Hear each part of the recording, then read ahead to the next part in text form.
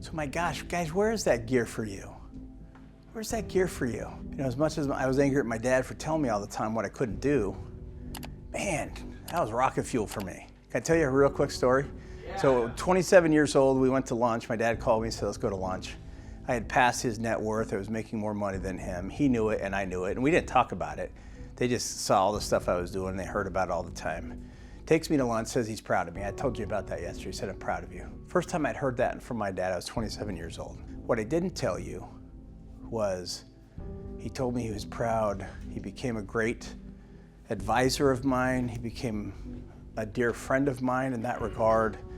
But what I didn't tell you was for the next 60 or 90 days, I really struggled. Why? And the big reason for me to push forward was my dad telling me I couldn't do it. Now here's my dad saying, you did it, son, you did it. I'm like, in my head, what am I fighting against? And I first struggled because why do I need to fight against something? But that's the way I was wired, right? So let me tell you how juvenile I was. I was still in this other real estate office as a realtor, but my office was my development office.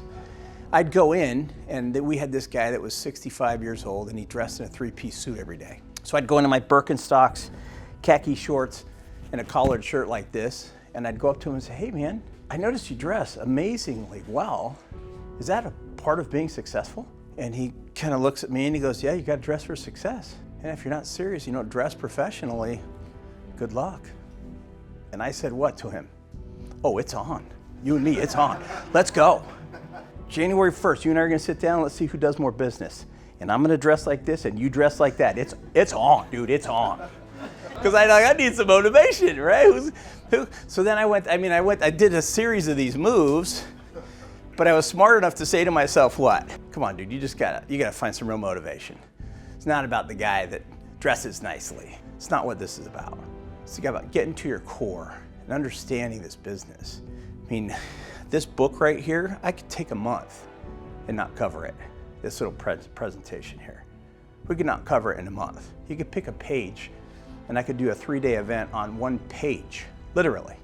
There's that much information here. So what are the most important things that you have to have and do coming out of an event like this? What do you think?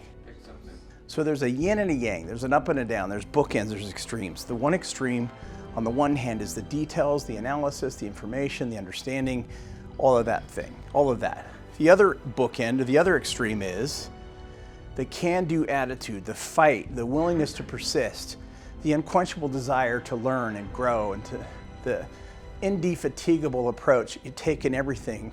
No one's going to tell you no. No one's going to define you. Nobody's going to do that. And those are the extremes there. And I love going back and forth between those two things so that it really touches everybody in the room on some level, and all of these levels. Some of you guys are great at your mindset, but you just don't know what you're doing. Others of you know what you're doing and you're scared to death. You're not aggressive at all. And some of you are somewhere in between. And it's interesting to watch on all the skill sets that we mentioned yesterday. Every skill set, some of you guys can have a different confidence level on every one of those skill sets. You might be fantastic at sales, but you're terrible at finding land. Some of you might be wonderful at finding land, but you couldn't talk to the city if your life depended on it. You're scared to death, right? So that promotes what? What does that promote? Team building. Man, being a part of the right team.